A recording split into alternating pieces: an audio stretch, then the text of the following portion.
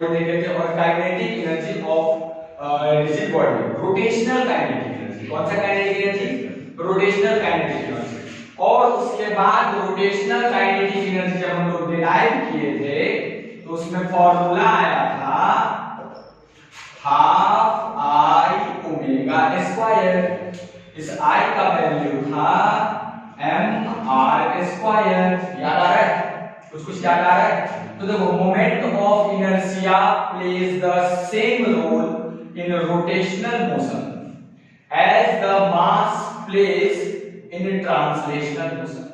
जैसे अगर आप काइनेटिक एनर्जी ट्रांसलेशनल निकालें, ठीक है, ट्रांसलेशनल आप समझ रहे हैं, लीनियर जब पार्टिकल एम मास का पार्टिकल v वेलोसिटी से जा रहा है तो आपको पता है काइनेटिक एनर्जी कितना होता है? Half m v square.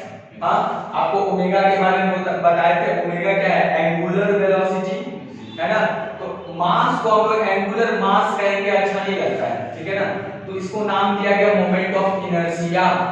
Moment of inertia plays the same role as the mass plays in translational motion, ठीक है ना। Moment of inertia rotational motion में वही रोल प्ले करता है जो रोल मास प्ले कर रहा है ट्रांसलेशनल मोशन में।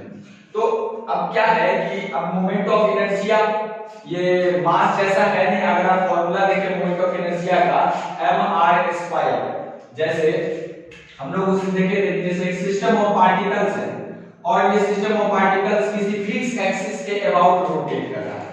इस सिस्टम ऑफ पार्टिकल्स में अलग अलग मासेस हैं, m1 m2 m3 m4 और सबका रेडियस अलग अलग है। एक्सिस ऑफ रोटेशन से r1 r2 r3 r4। समझ में आ रहा है? तो हर एक पार्टिकल का अगर मोमेंट ऑफ इनर्शिया देखें तो वो होगा I बराबर m1 r1 स्क्वायर I1। दूसरा का मोमेंट ऑफ इनर्शिया दूसरे पार्टिकल का m2 r2 स्क्वायर, और इन सब को जोड़ देंगे तो टोटल मोमेंट ऑफ इनर्शिया निकल जाता है कि नहीं? समझ में आ रहा है? तो moment of inertia plays the same role as the in rotational motion as the mass plays in translational motion. Clear है? कोई दिक्कत नहीं है। अब हम लोगों का क्या काम है कि अलग अलग डिफरेंट टाइप के बॉडीज का मोमेंट ऑफ इनर्शिया कैलकुलेट करना। तो हमने आपको हेडिंग दिलाया था लास्ट टर्म में, calculation of moment of inertia. Okay, ठीक है। तो अब आपको देखो, अब हम लोग क्या करेंगे, एक एक करके मोमेंट ऑफ इनर्शिया निकालेंगे अलग अलग बॉडीज का। सबसे पहले एक डिस्क्रीट मास का निकालेंगे। तो आप हेडिंग डाल लीजिए moment of inertia of A particle.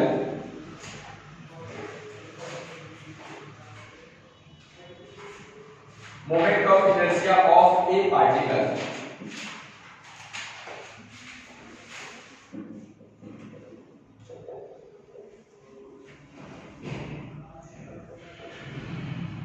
Moment of inertia of A particle. जैसे सपोज करो ये है तुम्हारा एक्सिस ऑफ रोटेशन और एक मास है, ठीक है, m मास का एक ऑब्जेक्ट इस एक्सिस के अबाउट सर्कुलर मोशन में।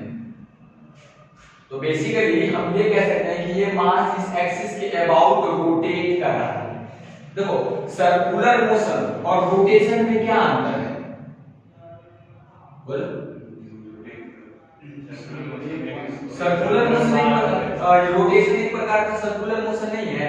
देखो, सर्कुलर मोशन और रोटेशन में कुछ खास अंतर है। रोटेशन मतलब एक बॉडी के सारे पार्टिकल्स एक पॉइंट एक एक्सिस के अबाउट रोटेट करते हैं। सब सर्कुलर, बहुत सारे सर्कुलर मोशन मिलकर के रोटेशन हो गया एक तरीके से। हाँ, एक सिंगल पार्टिकल, जैसे हम किसी सर्कुलर पाथ पे हैं तो वो मेरा सर्कुलर मोशन होगा, ओके।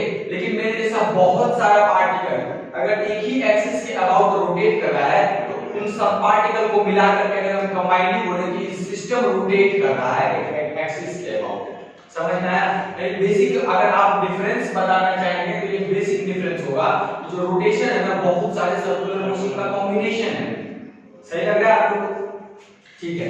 तो इस बॉडी का हम लोग को मोमेंट ऑफ इनर्शिया निकालना है। तो मोमेंट ऑफ इनर्शिया का फॉर्मूला आपको बता दिए। बॉडी का अगर मास है m और एक्सिस ऑफ रोटेशन से अगर डिस्टेंस है r, तो इसका मोमेंट ऑफ इनर्शिया क्या हो जाएगा, mr स्क्वायर। कोई दिक्कत नहीं है, समझ में आ रहा है? ठीक है। तो ये देखो हम एक पार्टिकल का मोमेंट ऑफ इनर्शिया निकाले, अब हम दो पार्टिकल के सिस्टम का मोमेंट ऑफ इनर्शिया निकालेंगे। अब आप ध्यान से देखिए, ये एक एक्सिस ऑफ रोटेशन है, ओके। एक मास है आपका m1 जो कि r1 दूरी पर है इस एक्सिस ऑफ रोटेशन से, दूसरा मास है आपका m2 जो r2 दूरी पर है एक्सिस ऑफ रोटेशन से। तो अगर आपको इस सिस्टम का मोमेंट ऑफ इनर्शिया निकालने के लिए कहे तो क्या करेंगे, अलग अलग दोनों का मोमेंट ऑफ इनर्शिया का फॉर्मूला आपको मालूम है, वो निकाल के ऐड कर देंगे। मतलब अगर हम मोमेंट ऑफ इनर्शिया निकालेंगे तो क्या लिखा जाएगा, m1 r1 का स्क्वायर प्लस m2 r2 का square, this is the moment of inertia. Okay, समझ में आ रहा है? ये आपका मोमेंट ऑफ इनर्शिया हो गया इस सिस्टम का। क्लियर है? कोई दिक्कत नहीं है। दो बॉडी का तो निकाल ही लेते हो तुम लोग। चलो एक क्वेश्चन दे दे, फटाफट करके दिखा दोगे? चलो करो।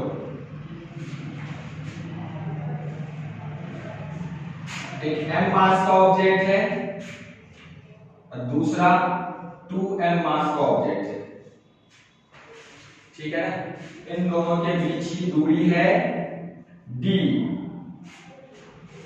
और ये दोनों बंधा हुआ है, आप समझ सकते हैं रस्सी या रॉड किसी भी माध्यम से बंधा हुआ है। इसके बीचों बीच जो सेंटर हुआ, इस सेंटर के अबाउट आप इसको रोटेट कर रहे हैं। Calculate the moment of inertia, please do it.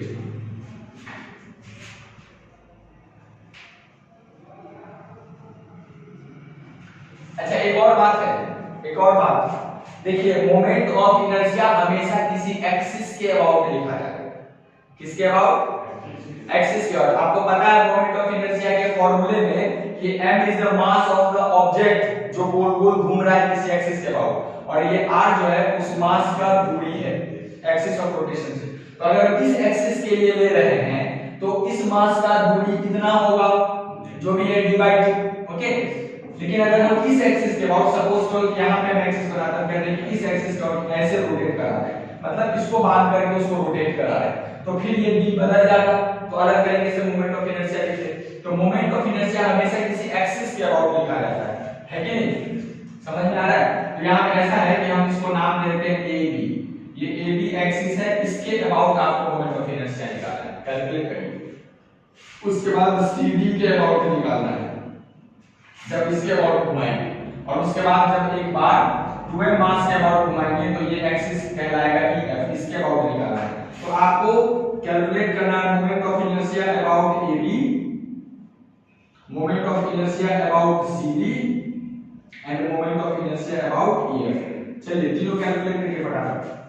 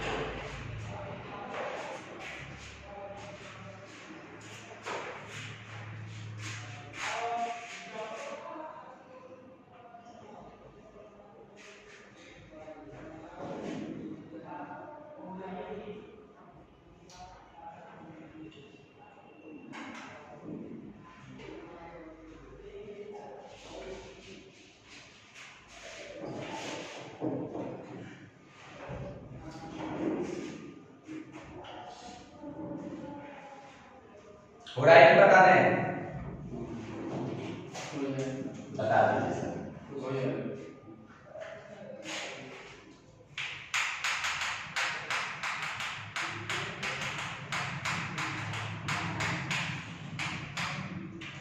तब तुम लोगों का क्या प्लानिंग है?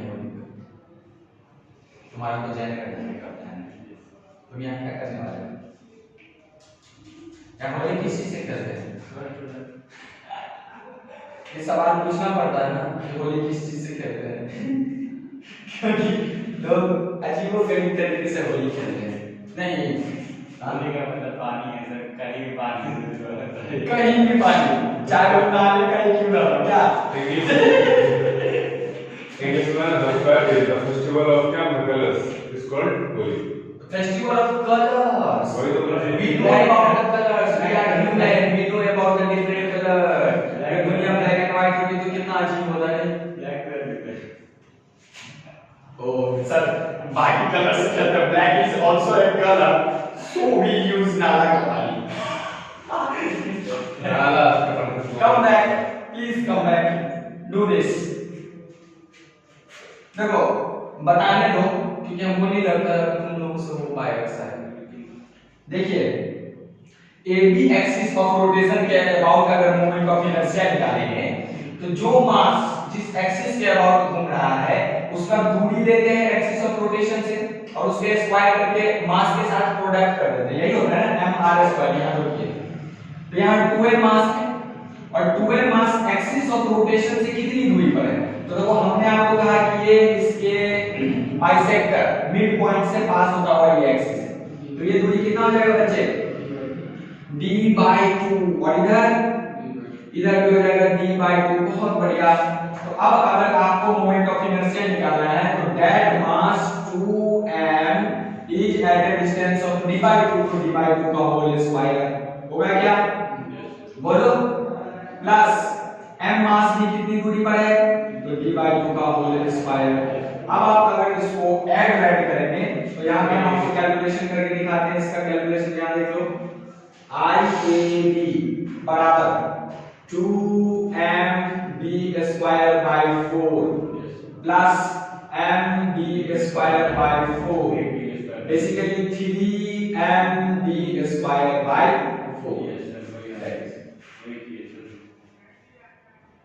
ठीक है बच्चे, हो गया। अब आपको क्या कहा है? अब आपसे कह रहा है कि calculate the moment of inertia about CD। जब ऐसे दो मास के सिस्टम को सपोज करो 2m मास और m मास यहां था और उसको बीच से रोटेट करा तब मोमेंट ऑफ इनर्शिया मिलेगा। अब जब ये एक कॉर्नर के अबाउट ऐसे रोटेट कराएंगे, जैसे m मास को अगर हम लोग m मास जो है हमारा वो एक्सिस ऑफ रोटेशन पर है, ठीक है, तो इस एक्सिस के अबाउट जब रोटेट कराएंगे तो क्या लेंगे? ICD बराबर, तो हम लोग करते क्या है सर, मास का दूरी लेते हैं एक्सिस ऑफ रोटेशन से, सही? यही बात है। तो now this 2m mass is at a distance of d from the axis CD। अगर हमारा एक्सिस ऑफ रोटेशन CD है तो 2m मास कितने दूरी पर है? d दूरी पर है, ओके। और m मास कितने दूरी पर है एक्सिस ऑफ रोटेशन से? Small m mass axis of rotation से कितने दूरी पर है? 0।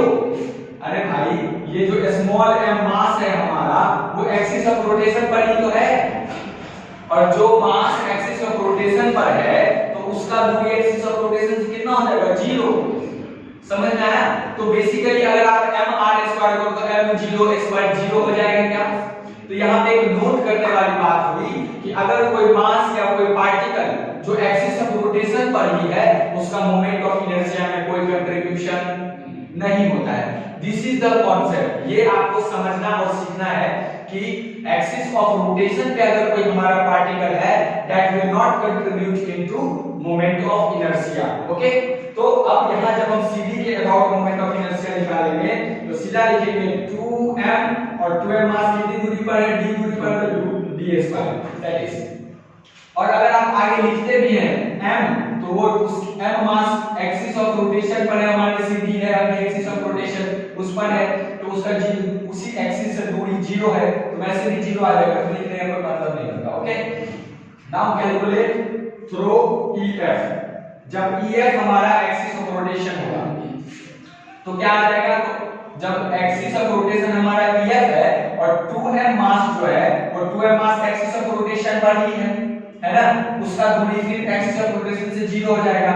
इस बार ये वाला m मास जो है वो एक्सिस ऑफ रोटेशन से कितनी दूरी पर है?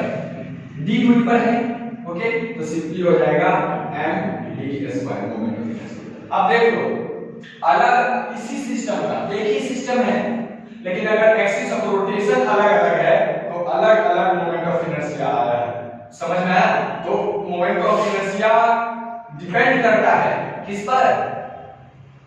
एक्सिस ऑफ रोटेशन पर मोमेंट ऑफ इनर्शिया किस पर डिपेंड करेगा? एक्सिस ऑफ रोटेशन पर। ये जो पार्टिकल है हमारा वो एक्सिस ऑफ रोटेशन से कितनी दूरी पर है। क्लियर है? कोई doubt? No doubt? Please note down a point. एक नोट लिख करके एक नोट बनाइए 500 का। The particle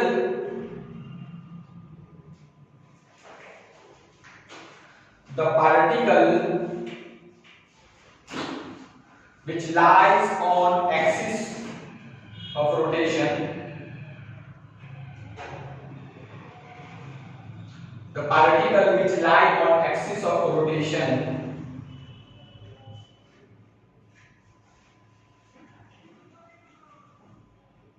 does not contribute in moment of inertia.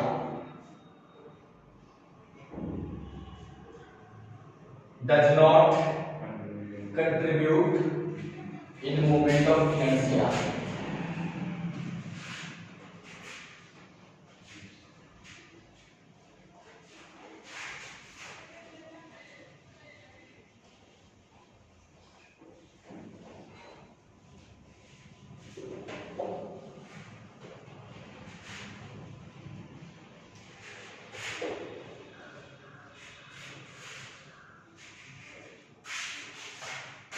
Okay, note down करिए। Next question, please do it. एक इक्विलेटरल ट्रायंगल है। देखिए क्वेश्चन मैं लिखवा नहीं रहा हूं, सिर्फ बोल रहा हूं, तो बातों पर ही ध्यान दें। एक इक्विलेटरल ट्रायंगल है ABC and it's side length is L। Okay okay, और तीन मास, सबका मास इक्वल है। ये इक्विलेटरल ट्रायंगल के तीन कॉर्नर पर रख दिया गया है।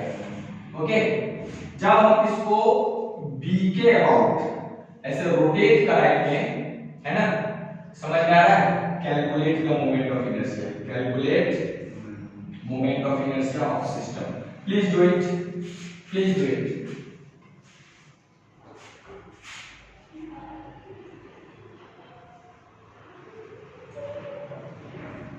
ये थोड़ा अलग है, इसलिए अपना बुद्धि का इस्तेमाल करिएगा।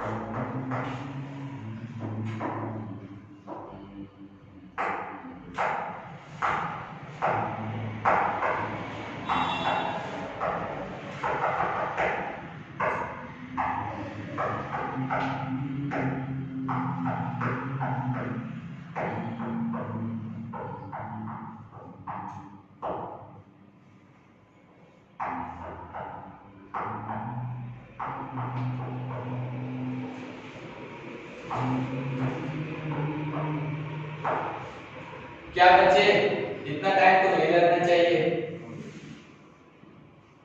आपको क्या चाहिए? मोमेंट ऑफ इनर्शिया निकालिए।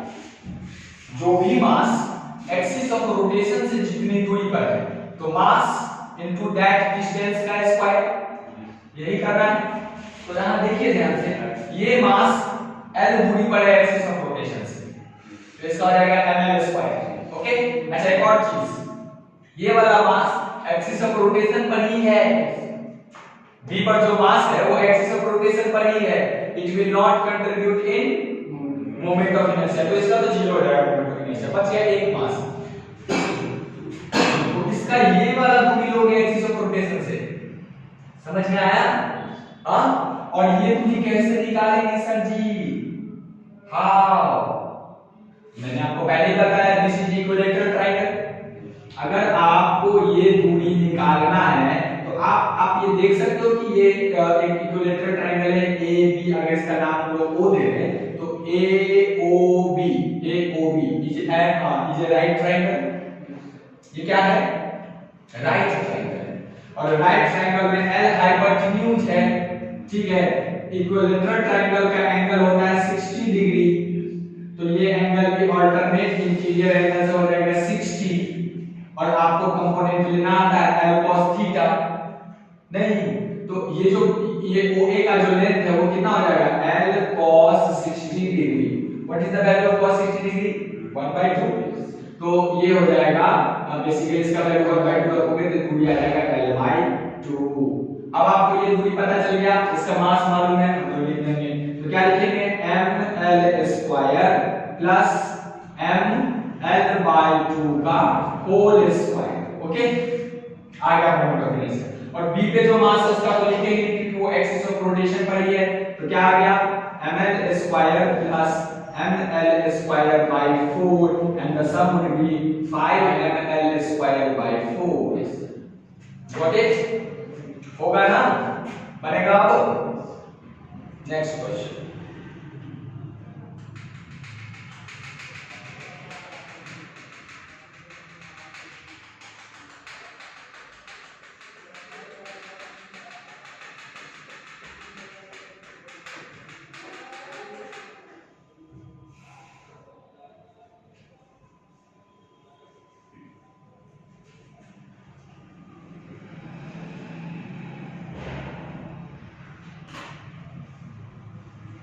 स्टार्ट करो नेक्स्ट क्वेश्चन। देखिए नेक्स्ट क्वेश्चन देखिए, एक स्क्वायर है, क्या है स्क्वायर ABCD, और स्क्वायर के चारों कॉर्नर पर m मास रखे हुए हैं। क्या रखा हुआ है m मास चारों कॉर्नर, ठीक है, ठीक है ना बच्चे। देखिए आपको अब इसमें कितने सवाल लेने वाले हैं। एक तो आपका एक्सिस ऑफ रोटेशन है AB, जब आप AB के अबाउट रोटेट कराएंगे तो आपको IAB लिखना है। ओके, AB इसके अबाउट रोटेट मतलब ये ऐसे है और इस एक्सिस के अबाउट ऐसे से गोल गोल रोटेट। ओके, दूसरा एक एक्सिस हम आपको बना के दे रहे हैं, ये इसका नाम तो देते हैं C लिख देंगे EF।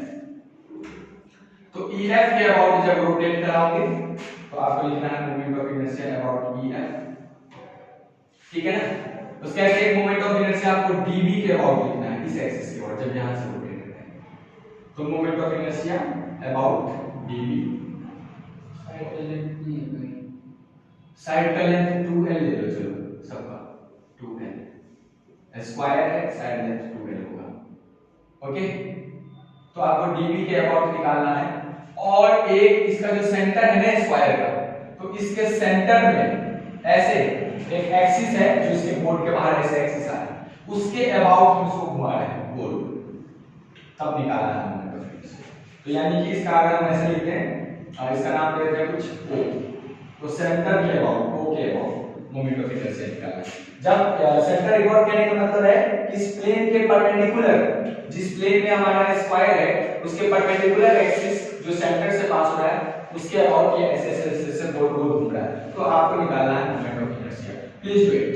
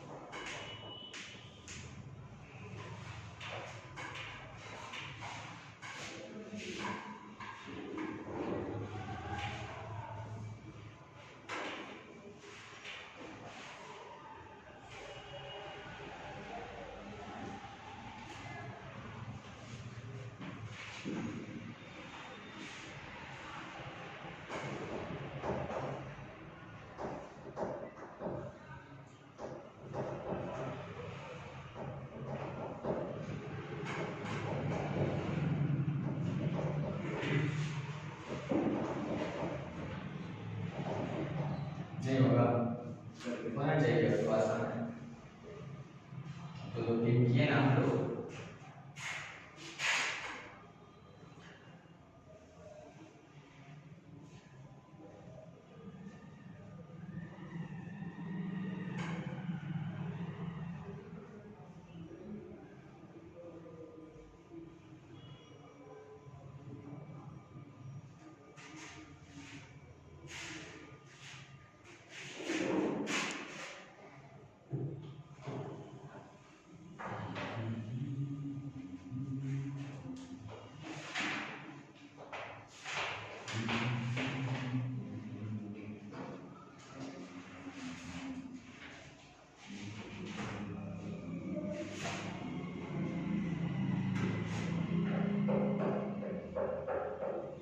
निकाल के बता दूं क्या? चलो आओ देखो,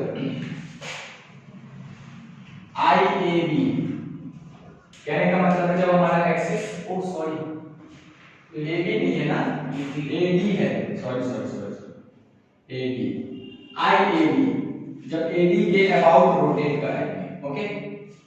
तो IAB कहने का मतलब है ये है हमारा एक्सिस ऑफ रोटेशन, और ये दोनों मास इसके चारों तरफ गोल गोल घूम रहे हैं। तो ये मास जो इस एक्सिस के अबाउट गोल गोल घूम रहा है उसका दूरी कितना है? 2L है ना। तो क्या लिखेंगे? m × 2L का स्क्वायर, और सेम चीज इसके लिए भी लिखेंगे। और ये दोनों मास जो है, जो A और D पर है, वो तो एक्सिस ऑफ रोटेशन पर ही है, that will not contribute in moment of inertia, okay. उनका तो जीरो होगा। सिंपल आ जाएगा m × 2L का स्क्वायर प्लस फिर से एक m × 2L का स्क्वायर। तो this is 4 ml square, 4 ml square, तो दैट इज 8 ml स्क्वायर। सही है, बनाया? मैंने नहीं बताना है सर, सोचने कहीं गलत हो जाएगा। गलत हो जाएगा तो क्या हो जाएगा? गलत हो जाएगा तो क्या हो जाएगा? कुछ नहीं होगा। EF के अबाउट आपको निकालना है। तो आप देखो एक्सिस ऑफ रोटेशन हमारा EF है, ऐसे है, और ये दोनों मास इस एक्सिस ऑफ रोटेशन के अबाउट घूम रहा है, दोनों मास, चारों मास एक्चुअली। सबका दूरी देखोगे ध्यान से तो L, इसका भी दूरी यहां से L, ठीक है ना। हमने आपको पहले बताया था कि इसके बीचों बीच बाइसेक्टर से पास हो रहा है ये एक्सिस, ओके।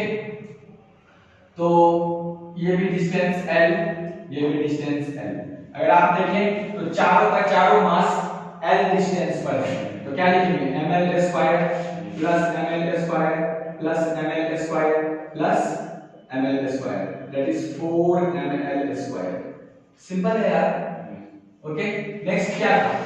dB, ये dB के अबाउट।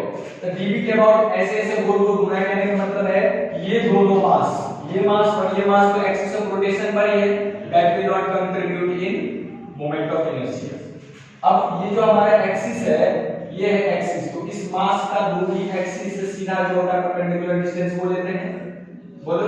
और इस मास का भी दूरी जो एक्सिस ऑफ रोटेशन से होगा परपेंडिकुलर डिस्टेंस वही लेंगे, ठीक है ना। ये वाला दूरी, ये डिस्टेंस। तो अब आप बताओ कि स्क्वायर का डायगोनल कितना होता है? पता है आपको? √2 लेंथ होता है ना। अगर लेंथ L है तो √2 टाइम्स लेंथ, तो जो डायगोनल है वो √2 टाइम्स लेंथ हो गया, दैट इज AC लेंथ हो गया हमारा √2 टाइम्स 2L, 2√2L। और आधा हमको कितना लेना है? ये डिस्टेंस उसका आधा होगा बाइसेक्टर पे। तो आप अगर आप देखोगे OC डिस्टेंस कितना हो जाएगा, तो इसका हाफ कर दोगे तो आ जाएगा √2L, और OA डिस्टेंस कितना हो जाएगा? √2L। अब आप देखो कि जब हमारा एक्सिस ऑफ रोटेशन dB है, तो m मास और वो m मास दोनों √2L डिस्टेंस पर है। तो अब लिख पाएंगे हम लोग IDB बराबर m √2L का स्क्वायर प्लस m √2L का स्क्वायर, तो that is 2ml square, 2ml square क्या आ गया? 4ml square.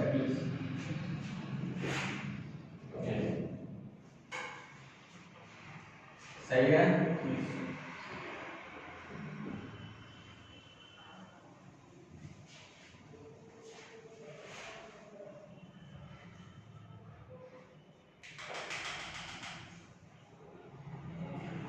और एक लास्ट, जब सेंटर O के अबाउट इसके प्लेन के परपेंडिकुलर एक्सिस से के थ्रू जब रोटेट कर, तो ये मास ऐसे ऐसे चारों गोल गोल घूम रहा है, और सब कितना दूरी पर है?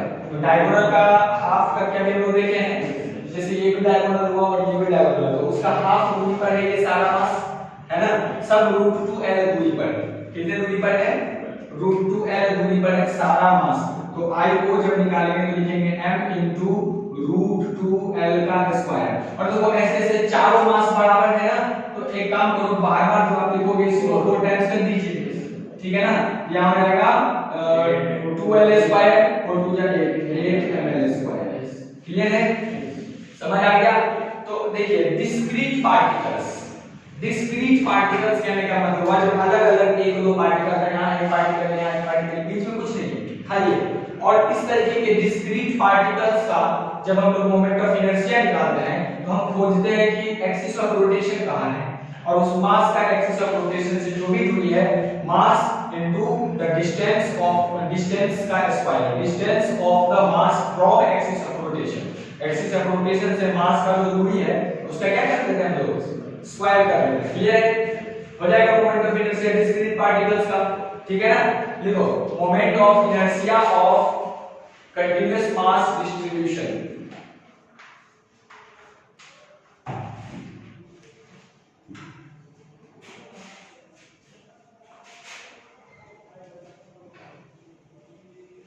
Moment of inertia of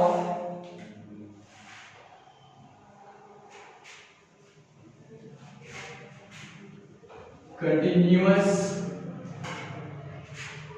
mass distribution. Moment of inertia of continuous mass distribution.